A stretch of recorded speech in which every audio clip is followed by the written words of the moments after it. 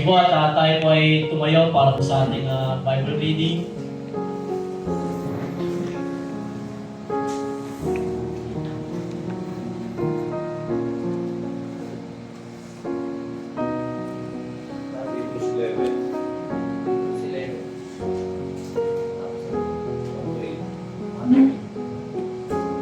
Buksan po natin ang ating mga Biblia sa Hebrews chapter 11 verse 1 to 8.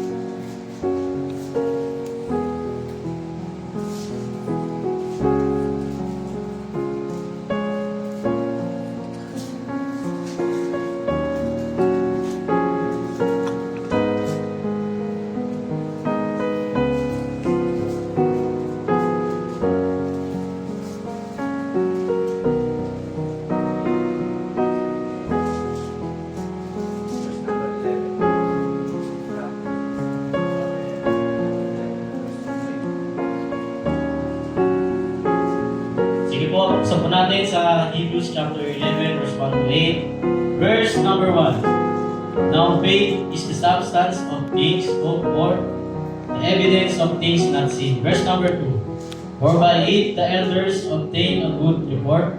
Verse number 3. Through faith we understand that the worlds were framed by the word of God, so the things which are seen were not made of things which do appear. Verse number 4. By faith Abel offered unto God a more excellent sacrifice than Cain, by which he obtained witness that he was righteous, God testifying of his gifts, and by he being dead yet speaketh. Verse number 5. By faith Enoch was translated that he should not see death, and was not found, because God had translated him, for before his translation he had this testimony, that it pleased God. Verse number 6. But without faith it is impossible to please him. For he that cometh to God must believe that he is, and that he is a rewarder of them that diligently seek him. Verse number 7. By faith Noah, being warned of God of things not seen as yet, moved with fear, prepared an ark to the saving of his house, by the which he condemned the world, and became heir of the righteousness which is by faith. Last verse, sabay po tayo.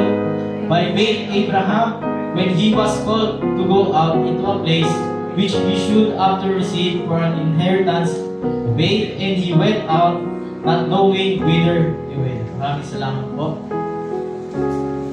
Ngayon naman po, dadaan naman po tayo sa ating Flesh to the Bible.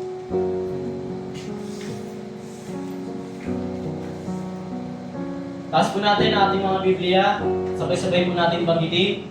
Ito ang Biblia ko. Salita ito ng Diyos. Pinangahawakan ko ito. Pinatatatag ako nito. Pinagpapala ako nito. Ito ang tanging nakapagsasabi kung sino talaga ako sa paningin ni Kristo.